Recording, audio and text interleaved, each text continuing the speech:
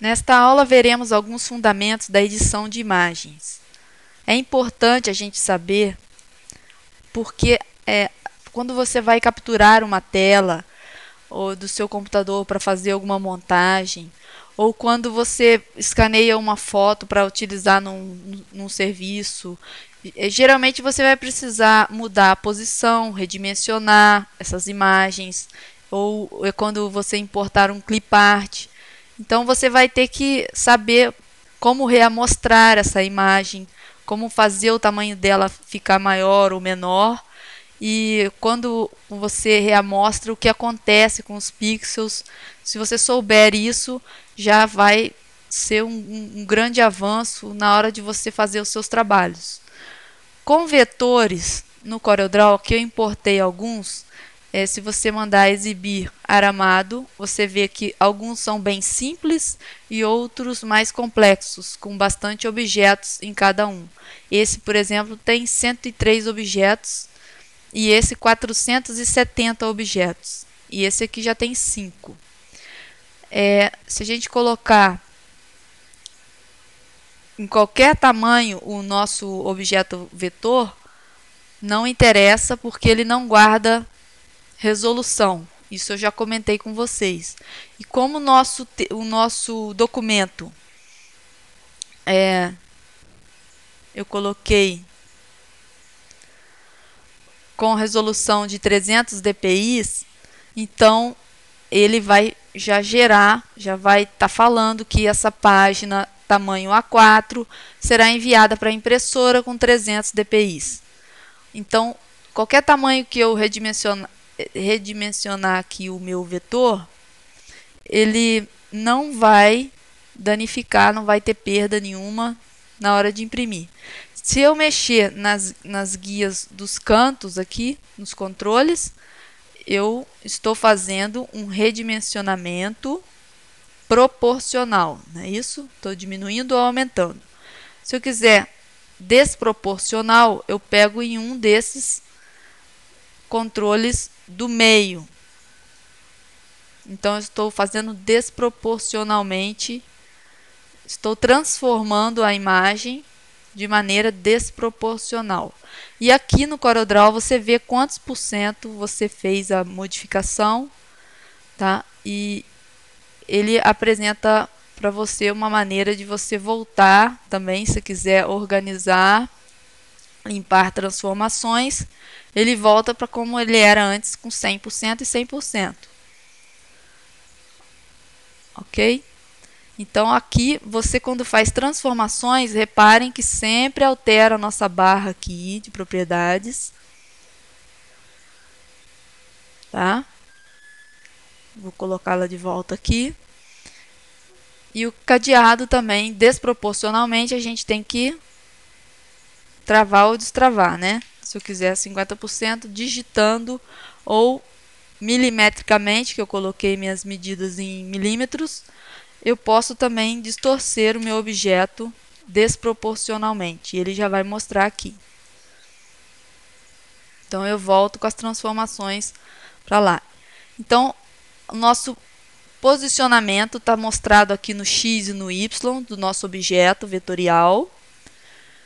E o tamanho mostrado aqui também em X e em Y, né? Na largura e na altura. Já nos bitmaps, aqui eu importei alguns. Tem uns objetos que são com... Vou trazer esse aqui para frente. Ele é recortado fundo. Ou vou colocar um fundo aqui. Clico 2 vezes no retângulo, ele vai criar um na página. E você vê que ela tem alguns objetos que foram recortados, que são cliparts do CorelDRAW. Todos esses desta página são objetos bitmap. São imagens gráficas de mapa de bits. E todos têm resolução. Então, tem os pixels, né? Então, aqui os nossos pixels, os nossos quadradinhos que formam a imagem. Cada um contendo informações de cores. Essa nossa imagem também, para fazer a mesma coisa, para fazer o redimensionamento proporcional e desproporcional. Então tem que ter cuidado porque para não danificar uma imagem, não estragar, fazer um desproporcional e amassar ou esticar o rosto de uma pessoa, a não ser que você queira mesmo, mas geralmente você transforma usando as bordas, as quinas das imagens e dos vetores também. Então uma coisa que eu queria mostrar é que quando você redimensiona aqui o tamanho, vai para tá em RGB meu bitmap com 213 dpi, porque eu reduzi. Então o que aconteceu aqui com os pixels? Ele tem menos pixels se eu aumentar, né? Se eu reduzir, ele vai aumentar o número de pixels por polegada. Aqui nesse caso, o nosso quadradinho, nosso pixel, ficou menor ou maior. Tá? Então ele pode também sofrer, ele pode ser duplicado ou eliminado quando você reduz ou aumenta uma imagem. Ele pode ter essa transformação. Então quando eu decidi um tamanho da imagem e ela ultrapassar 300 dpi, como nesse caso aqui, a gente transforma aqui no bitmap, converter em bitmap, a resolução para 300 dpi, se quer ou não com fundo transparente. No caso de você fazer algum efeito, tem que ter isso aqui, senão dá problema, fica branco o fundo, né? E aí agora eu tenho os meus 300 fixos, e se eu aumentar, ele começa a reduzir os dpi e vai também aumentar o tamanho do meu quadradinho do meu pixel, né? Então quando você faz muitas transformações numa imagem, pode ser que você perca a qualidade. Então vou colocar aqui bem pequenininho e vou converter em 300 dpi. Vocês já devem ter feito esses testes aí, né?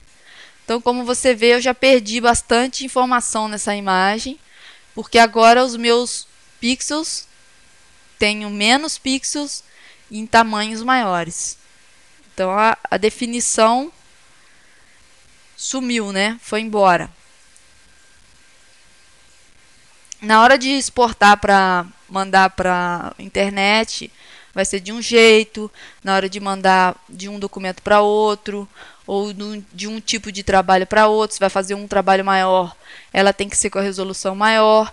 Então, trabalhar um por um. Se o seu banner tem 3 metros por 2, você vai fazer com uma foto maior. Se você vai aplicar num trabalho ela menor, pegue a foto daquele banner, traga para o trabalho menor, por exemplo, um folder, e aí você vai transformar do tamanho daquele folder. E pode reduzir o dpi, porque ele vai ser impresso naquele tamanho. Então, sempre trabalhe com o tamanho que a foto será impressa, que vai fazer a saída dela, né?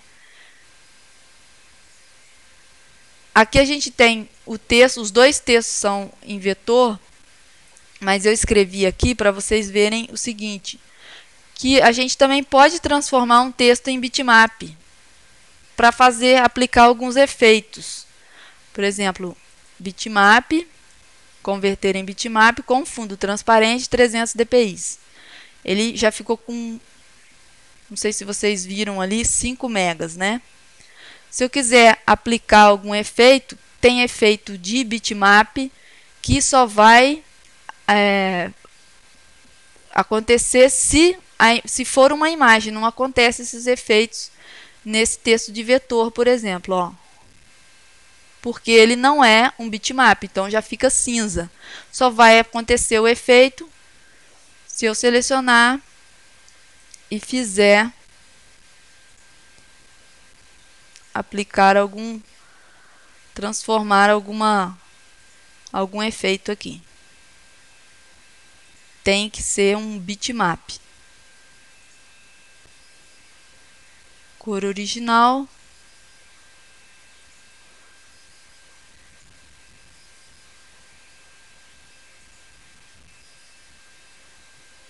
Ok? para fazer os trabalhos mais elaborados, vocês têm que sempre experimentar, testar e ir fazendo experiências. Então esse efeito se aplicou porque eu transformei a minha imagem em bitmap. Aqui eu não consigo mais editar, não consigo escrever. A facilidade de edição está nos vetores. E eu queria mostrar no Photopaint, tem uma imagem, eu falei com vocês na outra aula sobre os canais. Aqui a gente vê só o canal vermelho, o canal verde e o canal azul. Já no Photoshop, os canais do RGB são vistos em preto e branco. São vistos como o pixel é formado nos tons dele, tons de cinza. Então, de 0 a 256, né, que ele vai, de 0 a 255, são 256. O 0 conta como se fosse uma também. E esses tons formam, cada um canal, que formam o RGB, o canal de cor, os três juntos, a foto colorida. E aqui no Photopaint, ele mostra o canal com a cor que ela é vista pelos olhos, né? Como se fosse um filtro nos nossos olhos. Se eu transformar a imagem em CMYK, ele deu um aviso ali do padrão, ele vai mostrar cada canal na sua cor. Já no Photoshop,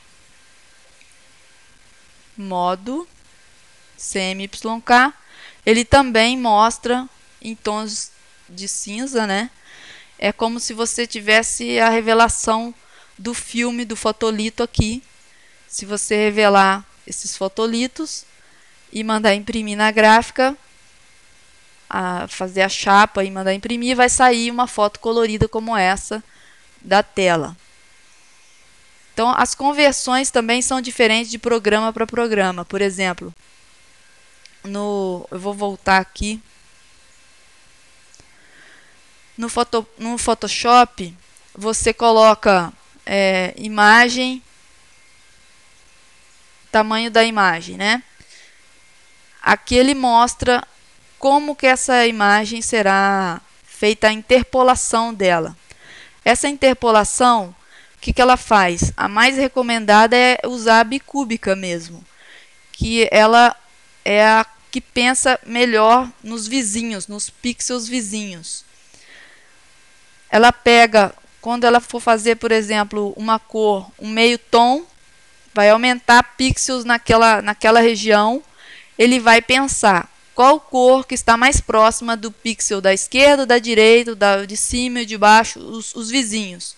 Vai pegar e vai colocar mais pixels naquela região, caso você aumente a sua imagem, ela vai fazer interpolação. Então, vou aumentar aqui para 2000, para vocês poderem visualizar.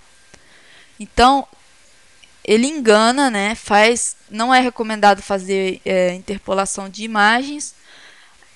Ele pega, quando era um pixel, ele transforma em vários outros, naqueles tons, e engana só aumentando ali o número de quadradinhos, né? O número de pixels. Mas a verdade é que a imagem, a qualidade dela não melhora. Então, quando você escanear, pense sempre em pegar uma foto e escanear já com a resolução no tamanho que você vai utilizar. No Photopaint, vamos voltar aqui, imagem, modo.